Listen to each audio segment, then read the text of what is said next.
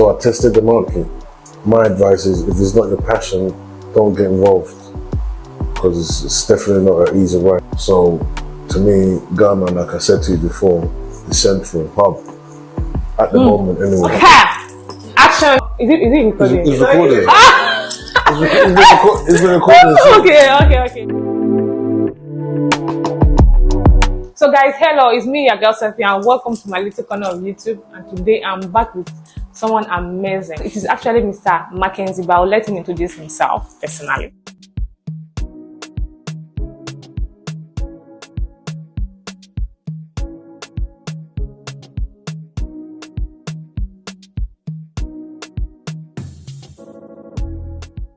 Yes, my name's Andrew Mackenzie. I'm the founder of 𝗬𝗎 in London, that originated from London initially, but now we've got a flagship store in Ghana.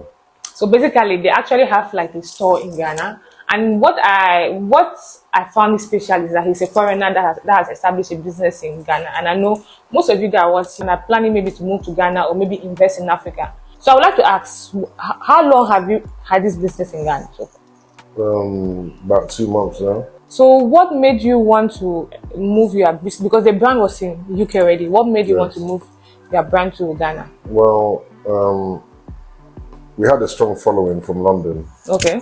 And majority of our clients came from either Nigeria, Ghana, or from America.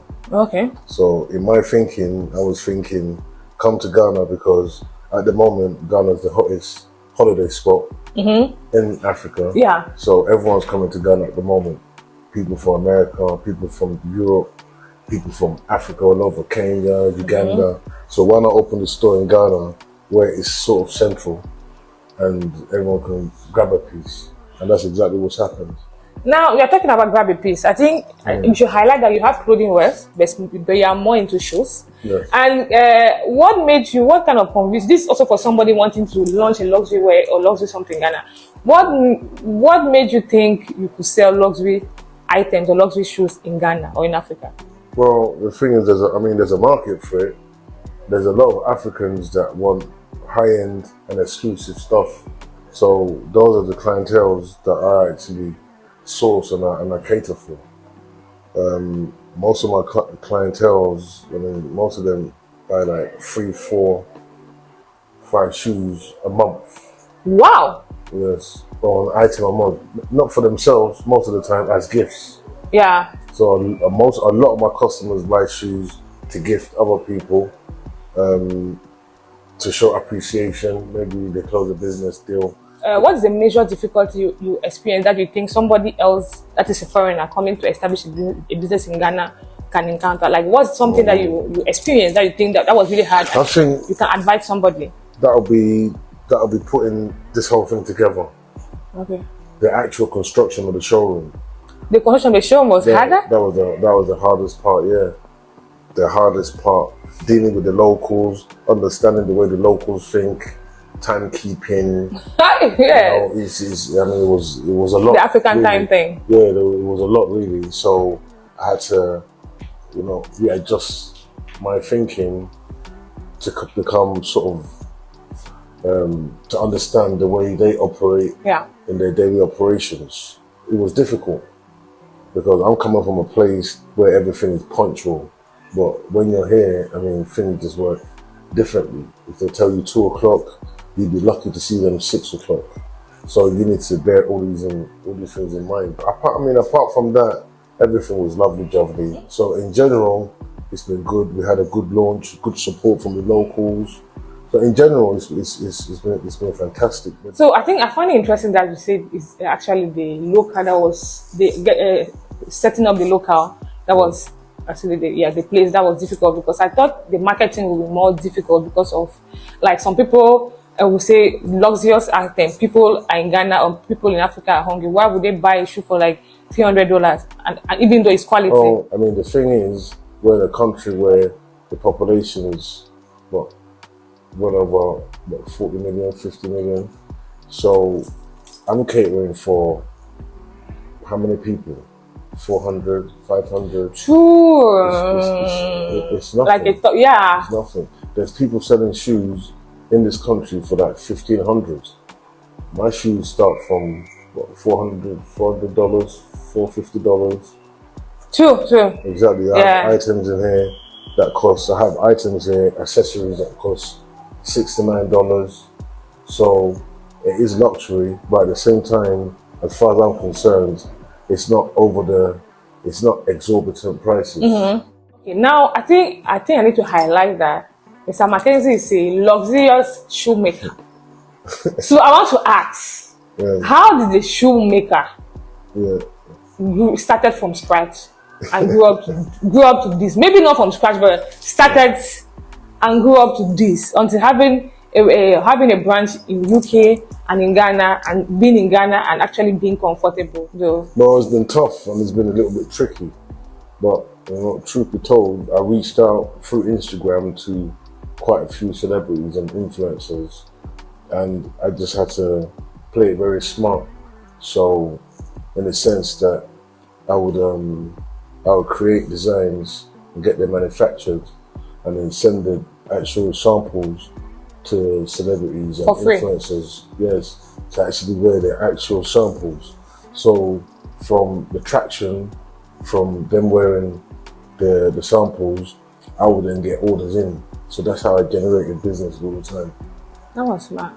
Yeah, instead of designing and buying in bulk, and then you're taking a risk. Because you could design a pair of shoes and buy, 500 pairs, and then you only sell 50 pairs. Then you're lumbered with 450 pairs. Your business is slowly dying. But is it like, how did you get it? That means you were lucky, because some of them don't really reply DMs, though. Or somebody knew somebody for you. No, well, I was lucky, yeah, definitely. I approached quite a few. A lot of them definitely didn't reply, no DMs. But I approached a good few, and they did reply, and we did business in terms of collaborations. So I'll give them 3 pieces, and they tagged me and give me a shout out. So you had a fashion show before coming to? Before coming to Ghana, yeah. My first fashion show was about 5 years ago. My last fashion show was 2 years ago. And then it's based on those data that you kind of decided to make a move. Yes. Because you saw that it was beneficial. Exactly. Okay. So I tested the market. Plus, because I had an online store, obviously I could see exactly where the traffic and where most of the stuff being distributed to. So you go on my website, you order, it's going to Ghana, it's going to Nigeria, it's going to South Africa. Obviously I keep tabs. So to me, Ghana, like I said to you before, the central hub at the moment anyway. Yeah. Holiday. So what would you advise somebody watching, if you're in the diaspora, wanting to establish a luxurious brand in Africa, in Ghana, or in Ghana? What would you tell them, like how to go about it, and maybe if they encounter a challenge, the things they can see, like kind of an advice for them? My advice is, if it's not your passion, don't get involved, because it's definitely not an easy ride.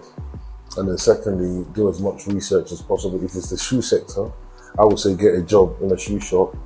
If it's clothing, I would say get a job in a clothing store, probably work in there for a couple of months, just to see how the business works and what works for you. Okay. So I think from what we are getting here is that if you want to establish a luxurious business in Ghana, it's possible. In Africa, it's possible. Very possible. But you just have to have, I think you basically just have to have like a proper training background, so that you distribute quality. Yes. You also have to take risks by reaching out, like find an affordable marketing strategy.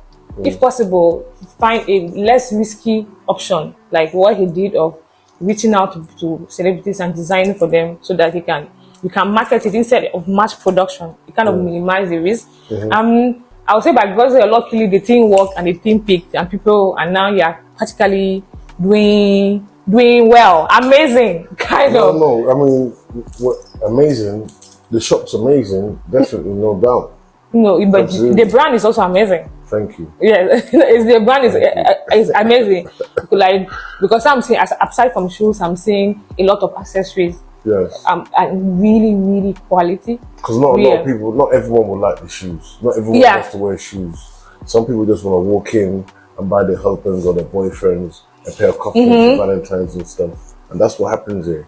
Some people want to come in and buy a bag or a wallet or, you know. So that's why the accessories are there. But how are you surviving though? Me? I won't say surviving, but how are you surviving in this economy? Because from what I know, a lot of shops are closed. Really? Yeah, a lot of people are out of market. And you came to start your business in 2 months. And that's the thing. In crisis. This shop was meant to open from 2019, but unfortunately COVID came. So we had to abandon all the plans. I had to go back to London and just wait for the wave to just completely just be calm. So now we've come back. It's now 2023. So imagine it's been a long time coming, but we've opened in this recession. Yes. But at the same time, we're still marching through. Exactly. That's what I'm saying. Like you're actually. Yeah, but we've got loyal customers. We've got good customers. We're providing a very good service. What's your secret for the loyalty?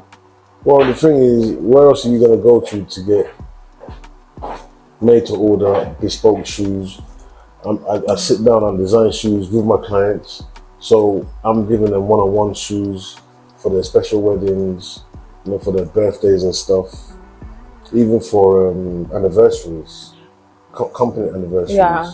So everything's custom. I would like to congratulate you honestly for your, in fact, for your fashion brand, for setting up in recession and being able to sell luxurious brand in recession. That means that we actually offering quality and durability. And make sure you kind of, in fact, I'm just going to put the social media handles or the contacts so that in case you want to know more about the business of Mr. McKenzie, or you want to order some specially made shoes with African, Italian, and UK concept, depending on what you want, you can definitely read them out and they'll give you something special at a special price.